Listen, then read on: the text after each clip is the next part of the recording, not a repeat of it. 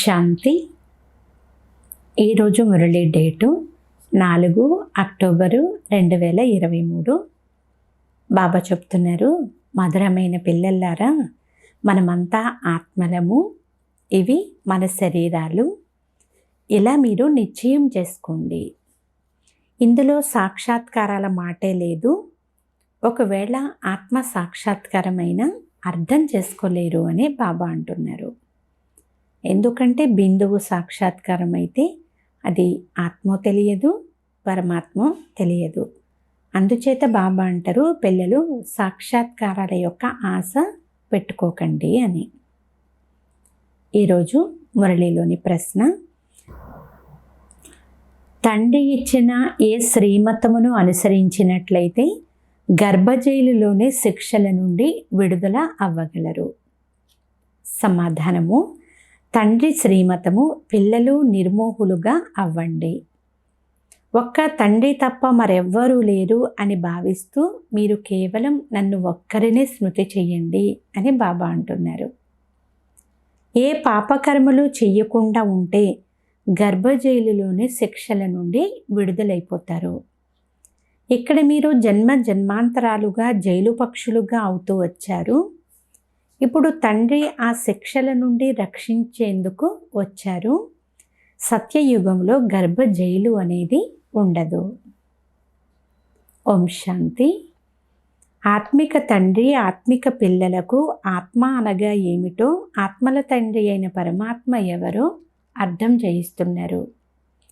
ఇది మళ్ళీ అర్థం చేయిస్తారు, ఎందుకంటే ఇది పతిత ప్రపంచము. పతితులు ఎప్పుడూ తెలివి లేనివారిగా ఉంటారు. పవిత్ర ప్రపంచము అంటే తెలివి కలదిగా ఉంటుంది. భారతదేశము పావన ప్రపంచము అనగా దేవీ దేవతల రాజ్యముగా ఉండేది. అప్పుడు ఈ లక్ష్మీనారాయణల రాజ్యం ఉండేది. చాలా ధనవంతులుగా సుఖంగా ఉండేవారు. కానీ భారతవాసీయులు ఈ విషయాన్ని కొద్దిగా కూడా అర్థం చేసుకోరు. తండ్రి పరంపిత అనగా రచయితను గూర్చి కూడా వారికి తెలియదు. ఈ విషయాలను మనుష్యులే కదా తెలుసుకోగలుగుతారు, జంతువులు తెలుసుకోలేవు కదా. ఓ పరంపిత పరమాత్మ అంటూ స్మృతి చేస్తారు. వారు పారలౌకిక తండ్రి, ఆత్మ తన పరంపిత పరమాత్మను స్మృతి చేస్తుంది. ఈ శరీరానికి జన్మనిచ్చేవారు లౌకిక తండ్రి, ఆ పరంపిత పరమాత్మ పారలౌకిక తండ్రి, ఆత్మలకు తండ్రి. మానవులు లక్ష్మీనారాయణలను పూజిస్తూ ఉంటారు. వీరు సత్యయుగంలో ఉండేవారు అని, సీతారాములు త్రేతాయుగంలో ఉండేవారు అని కూడా భావిస్తారు. తండ్రి వచ్చి అర్థం చేయిస్తున్నారు, పిల్లలు మీ పారలౌకిక తండ్రినైనా నన్ను జన్మ జన్మాంతరాలుగా స్మృతి చేస్తూ వచ్చారు. గాడ్ ఫాదర్ అయితే నిరాకారులే కదా. మన ఆత్మలు కూడా నిరాకారమే, ఇచ్చటకు వచ్చి సాకారముగా అయ్యాయి. ఈ చిన్న విషయం కూడా ఎవరి బుద్ధికి తోచదు. వారు మీకు అనంతమైన తండ్రి, రచయిత, వారిని మీరు మాతాపిత అని పిలుస్తారు. మేము మీ వారిగా అయితే మేము స్వర్గానికి అధిపతులుగా అవుతాము. మళ్ళీ మిమ్మల్ని మర్చిపోయినందువలన నరకానికి అధిపతులుగా అయిపోతాము అని పిల్లలు అంటారు. ఇప్పుడు ఆ తండ్రి ఇతని ద్వారా అంటే బ్రహ్మ ద్వారా పిల్లలైన మనకు అర్థం చేయిస్తున్నారు. నేను రచయితను, ఈ బ్రహ్మ నా రచన. ఏ రహస్యాలు మీకు అర్థం చేయిస్తున్నానో వాటిని ఇతను కూడా అర్థం చేసుకుంటాడు. ఆత్మను అయితే ఈ స్థూలమైన కనుల ద్వారా ఎవ్వరూ చూడలేరు. అయితే నేను ఆత్మను అని ఎందుకు అంటున్నారు? నేను ఆత్మను, ఒక శరీరాన్ని వదిలి మరొక శరీరాన్ని తీసుకుంటాను అని అర్థం చేసుకున్నారు కదా. మహాత్మ పుణ్యాత్మ అని అంటారు. నేను ఆత్మను, ఇది నా శరీరము అని నిశ్చయం చేసుకుంటారు. శరీరము వినాశనం అయ్యేది, ఆత్మ అవినాశి, ఆ పరంపిత పరమాత్ముని సంతానము. ఈ విషయాలు ఎంత సులభమైనవి. అయితే మంచి మంచి వివేకవంతులైన పిల్లలు కూడా వీటిని అంత మంచిగా అర్థం చేసుకోలేకపోతున్నారు అని బాబా అంటున్నారు. ఎందుకంటే మాయ బుద్ధికి తాళం వేసేసింది. మీకు మీ ఆత్మ సాక్షాత్కారం కూడా జరగదు. ఆత్మనే కదా అనేక జన్మలు తీసుకుంటుంది. ప్రతి జన్మలో తండ్రి మారిపోతూ ఉంటారు. మీరు అసలు స్వయాన్ని ఆత్మని ఎందుకు నిశ్చయం చేసుకోరు? ఆత్మ సాక్షాత్కారం అవ్వాలని అంటారు. అదే ఇన్ని జన్మల నుండి ఆత్మ సాక్షాత్కారం అవ్వాలి అని ఎవరైనా అడిగారా? కొంతమందికి ఆత్మ సాక్షాత్కారం ఒకవేళ జరిగినా కూడా అర్థం చేసుకోలేరు. తండ్రి గురించి మీకు తెలియదు.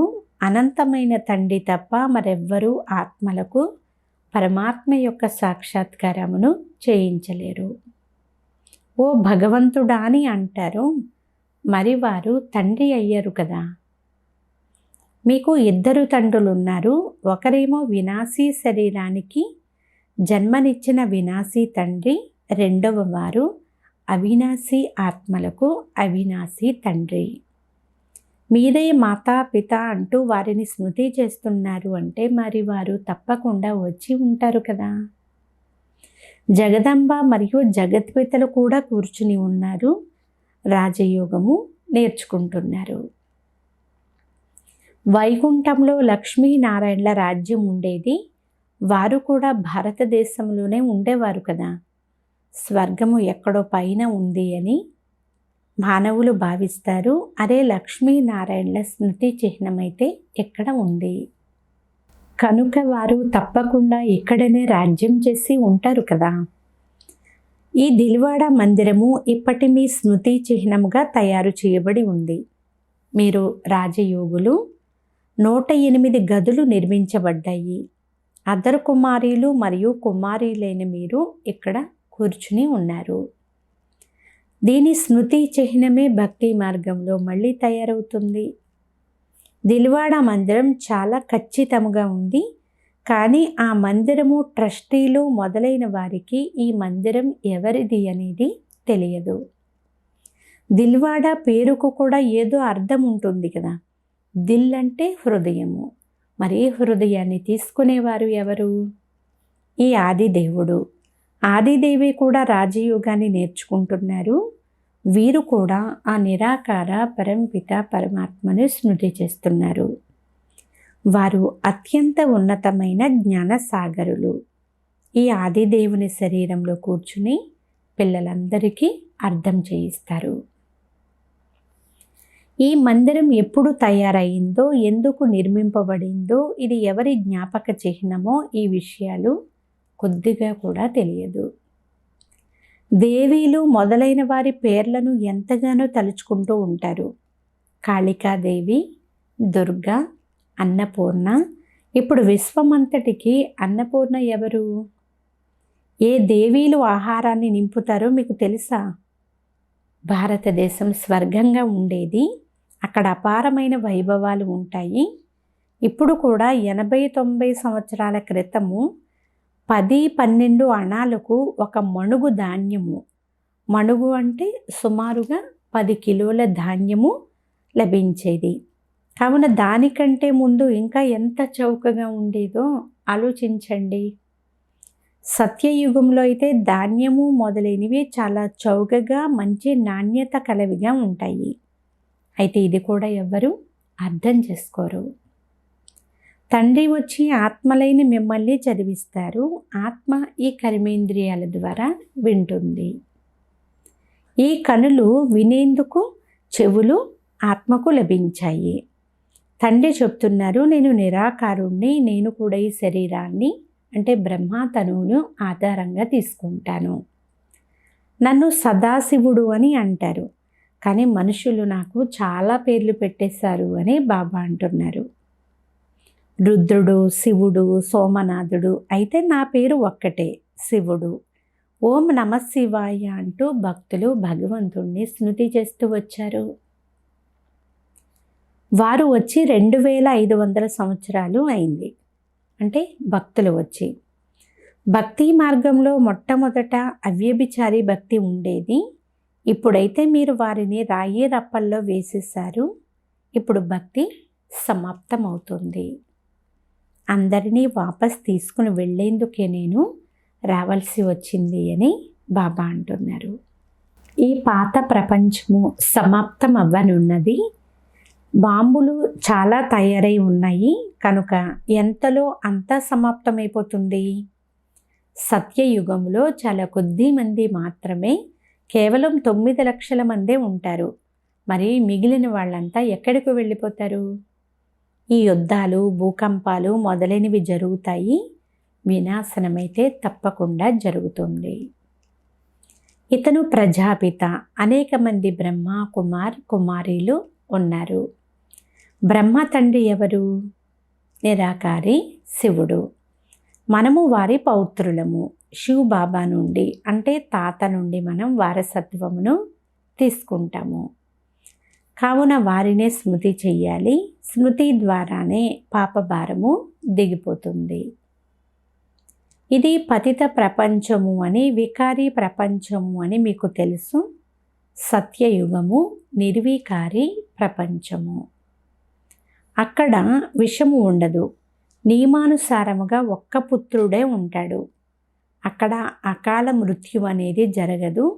అది సుఖధామము. ఇప్పుడైతే చూడండి ఇక్కడ ఎంత దుఃఖం ఉందో. అయితే ఈ విషయాలు ఎవరికీ తెలియవు. గీత వినిపిస్తారు. శ్రీమద్ భగవద్గీత భగవాను వాచ అని అంటారు. మంచిదే. అయితే భగవంతుడు ఎవరు అని అడిగితే వెంటనే శ్రీకృష్ణుడు అని అనేస్తారు. అదే అతడైతే చిన్న బాలుడు, రాజయోగాన్ని అతను ఎలా నేర్పిస్తాడు? అప్పుడు అసలు ఆ సమయంలో పతిత ప్రపంచమే లేదు. సద్గతి కొరకు రాజయోగం నేర్పించేవారు ఇక్కడే కావాలి కదా. గీతలో కూడా రుద్ర గీతా జ్ఞాన యజ్ఞము అని వ్రాయబడి ఉంది. కృష్ణ గీతా జ్ఞాన యజ్ఞము అని లేనే లేదు. ఈ జ్ఞాన యజ్ఞము ఎన్ని సంవత్సరాల నుండి జరుగుతూ వస్తుంది, ఇది ఎప్పుడు సమాప్తమవుతుంది, అన్నిటినీ స్వాహా చేస్తారు కదా. ఈ యజ్ఞము కూడా అంతిమం వరకు నడుస్తూ ఉంటుంది. ఈ పాత ప్రపంచము సమాప్తం అవ్వనున్నది. తండ్రి చెప్తున్నారు, నేను కాలుడికే కాలుడను, నేను అందరినీ తీసుకుని వెళ్ళేందుకే వచ్చాను అని బాబా అంటున్నారు. మీరు స్వర్గానికి అధిపతులుగా అయ్యేందుకు మిమ్మల్ని చదివిస్తున్నాను. ఇప్పుడు మానవ మాతృలందరూ సదా దౌర్భాగ్యశాలులుగా ఉన్నారు అని మీకు తెలుసు. సత్యయుగంలో అయితే సదా సౌభాగ్యశాలులుగా ఉండేవారు. ఈ భేదమును కూడా మీరు అందరికీ అర్థం చేయించాలి అంటున్నారు బాబా. ఇక్కడికి వచ్చినప్పుడైతే చాలా బాగా అర్థం చేసుకుంటారు. మళ్ళీ ఇంటికి వెళ్తూనే అంతా సమాప్తమైపోతుంది. ఉదాహరణకు గర్భజైలులో మేము ఇక మీదట పాపాలే చెయ్యము అని ప్రమాణం చేస్తారు. కానీ బయటకు వస్తూనే మళ్ళీ పాపాలు చేయడం ప్రారంభిస్తారు. జైలు పక్షులు ఉంటారు కదా, ఇప్పుడు ఇక్కడ ఉన్న మానవ మాతృలందరూ జైలు పక్షులే. పదే పదే గర్భ జైలులోకి వెళ్ళి శిక్షలు అనుభవిస్తారు. తండ్రి చెప్తున్నారు, ఇప్పుడు నేను గర్భ జైలు పక్షులుగా అవ్వడం నుండి విడిపిస్తాను. సత్యయుగంలో గర్భాన్ని జైలు అని అనరు. మిమ్మల్ని ఈ శిక్షల నుండి రక్షించేందుకు వచ్చాను. ఇప్పుడు నన్ను స్మృతి చెయ్యండి, ఎలాంటి పాపము చెయ్యకండి, పూర్తి నిర్మోహులుగా అవ్వండి అంటున్నారు బాబా.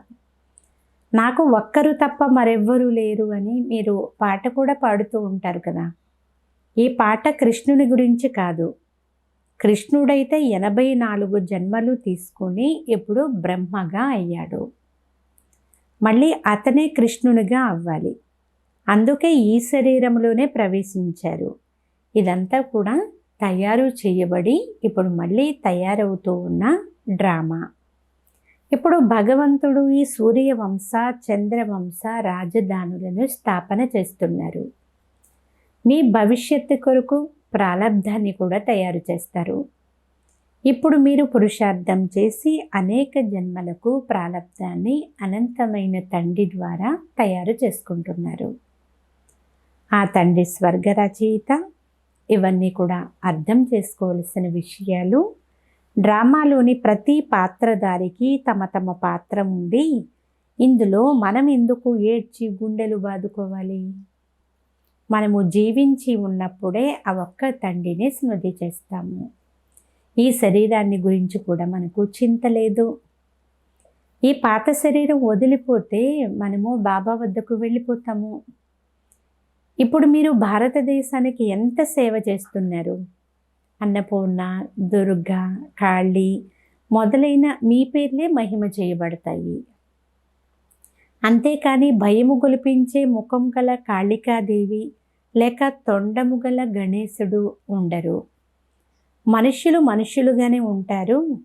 ఇప్పుడు తండ్రి అర్థం చేయిస్తున్నారు, నేను పిల్లలైన మిమ్మల్ని ఈ లక్ష్మీ నారాయణుల వలె తయారు చేస్తున్నాను. మనము బాబా నుండి వారసత్వం తీసుకుంటున్నాము అని. మళ్ళీ భవిష్యత్తులో మనం రాకుమారులుగా అవుతాము అని మీరు ఈ విషయాన్ని బుద్ధిలో నిశ్చయం చేసుకోండి అంటున్నారు బాబా. స్వర్గ రచయిత అయిన తండ్రి గురించి ఎవ్వరికీ తెలియదు. జగదంబను కూడా మర్చిపోయారు. ఏ జగదంబ మందిరం నిర్మించబడిందో ఆమె ఇప్పుడు చైతన్యంలో కూర్చుని ఉంది.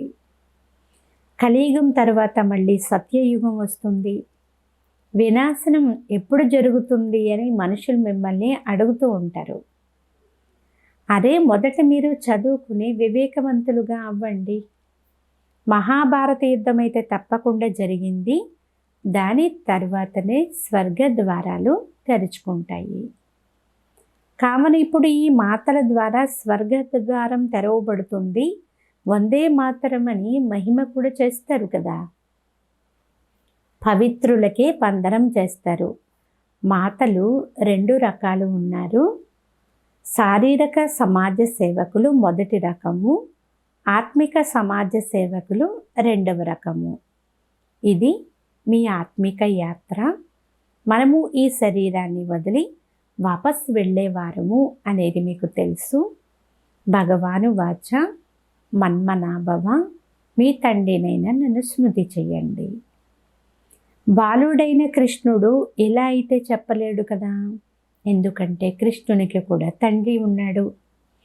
మన్మనాభవ అర్థం కూడా ఎవ్వరికీ తెలియదు. నన్ను స్మృతి చేస్తే వికర్మలు వినాశనం అవుతాయి, ఎగిరేందుకు రెక్కలు కూడా లభిస్తాయి అని తండ్రి అంటున్నారు. ఇప్పుడు మీరు రాతి బుద్ధి నుండి బంగారు బుద్ధి కలవారిగా అవుతారు. అందరి రచయిత అయిన తండ్రి అయితే ఒక్కరే. ఆది దేవుడు మరియు ఆది దేవీల మందిరాలు కూడా ఉన్నాయి. వారి పిల్లలైన మీరు ఇక్కడ రాజయోగం నేర్చుకుంటున్నారు. ఇక్కడే మీరు తపస్సు చేశారు. మీ స్మృతి చిహ్నము మీ ముందే నిలబడి ఉంది. లక్ష్మీనారాయణులు మొదలైన వారికి రాజ్యము ఎలా లభించింది? ఈ మందిరాలు వారివే. మీరు రాజ ఋషులు. రాజ్యం ప్రాప్తి చేసుకునేందుకు లేక భారతదేశం మళ్ళీ రాజ్యభాగ్యాన్ని పొందేందుకు మీరు పురుషార్థం చేస్తున్నారు. మీరు భారతదేశంలో స్వర్గ రాజ్యాన్ని మీ తనువు, మనసు, ధనముల ద్వారా సేవ చేసి స్థాపన చేస్తారు. తండ్రి శ్రీమతం ద్వారా మీరు పతిత రావణ రాజ్యం నుండి అందరినీ కూడా ముక్తులుగా చేస్తారు. తండ్రి ముక్తిదాత, అలాగే దుఃఖహర్త, సుఖకర్త. మీ దుఃఖమును హరించేందుకు పాత ప్రపంచాన్ని వినాశనం చేయిస్తారు. మీకు మీ శత్రువులపైన విజయమును చేకూరుస్తారు. కావున మీరు మాయాజీతులు, జగజ్జీతులుగా అవుతారు. మీరు కల్పకల్పము రాజ్యాన్ని తీసుకుంటారు, మళ్ళీ పోగొట్టుకుంటారు. ఇది రుద్రశివుని జ్ఞాన యజ్ఞము. దీని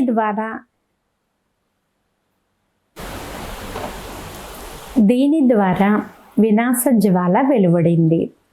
వారంతా వినాశనమైపోతారు. మీరు మాత్రం సదా సుఖవంతముగా అయిపోతారు. ద్వాపరము నుండి దుఃఖం మొదలవుతుంది. తండ్రి చెప్తున్నారు, నేను వచ్చి నరకవాసులను స్వర్గవాసులుగా తయారు చేస్తాను. కలియుగం వేశ్యాలయము, సత్యయుగము శివాలయము. మీరు అనంతమైన తండ్రి ద్వారా స్వర్గానికి అధిపతులుగా అవుతారు. మరి ఈ విషయాలు విన్నప్పుడు, తండ్రిపై సంపూర్ణ నిశ్చయం ఉన్నప్పుడు మీకు సంతోషం యొక్క పాదరస మట్టము పెరగాలి కదా అని బాబా అంటున్నారు. మధురాతి మధురమైన అపురూపమైన పిల్లలకు మాతాపిత బాప్దాదాల ప్రియ స్మృతులు మరియు గుడ్ మార్నింగ్. ఆత్మిక పిల్లలకు ఆత్మిక తండ్రి నమస్తే. ఆత్మీయ తండ్రికి ఆత్మీయ పిల్లల యొక్క ప్రియ స్మృతులు, గుడ్ మార్నింగ్ మరియు నమస్తే నమస్తే నమస్తే. ధారణ కొరకు ముఖ్య సారము. ఫస్ట్ పాయింట్, జీవించి ఉండే తండ్రిని స్మృతి చేసి వారసత్వం యొక్క అధికారాన్ని మీరు తీసుకోవాలి. ఏ విషయం గురించి అస్సలు చింత చేయకూడదు. సెకండ్ పాయింట్, శ్రీమతమును అనుసరిస్తూ మీ తనువు, మనసు, ధనముల ద్వారా భారతదేశాన్ని స్వర్గంగా తయారు చేసే సేవను చెయ్యాలి. అందరికీ రావణుడి నుండి ముక్తులుగా అయ్యే యుక్తిని తెలియచేయాలి. ఈరోజు వరదానము, యోగ జ్వాల ద్వారా విశ్వములోని చెత్తను భస్మం చేసే విశ్వ పరివర్తక భవ. సారాంశము, యోగ జ్వాల అనగా శ్రేష్ఠ సంకల్పాల శక్తి లేదా లగనము అనే అగ్ని ద్వారా అపవిత్రత రూపీ చెత్తను భస్మం చేయగలుగుతారు. దేవతల జ్ఞాపక చిహ్నములు జ్వాలతో అసురీ శక్తులను సమాప్తం చేశారు అని చూపిస్తారు. ఈ జ్ఞాపక చిహ్నము ఇప్పటిదే అంటున్నారు బాబా. అయితే మొదట జ్వాలా స్వరూపమై అసురీ సంస్కార స్వభావాలన్నింటినీ భస్మం చేసి సంపూర్ణ పావనముగా తయారు అవ్వండి. అప్పుడు యోగము మరియు పవిత్రతల జ్వాలతో విశ్వం యొక్క చెత్తను భస్మం చేసి విశ్వ పరివర్తనకు నిమిత్తముగా అవుతారు. స్లోగన్, మన్మతము పరమతము నుండి ముక్తులై సదా శ్రీమతం పైన ఎవరైతే నడుస్తారో వారే ఆజ్ఞాకారి పిల్లలు. అచ్చ. ఓం శాంతి.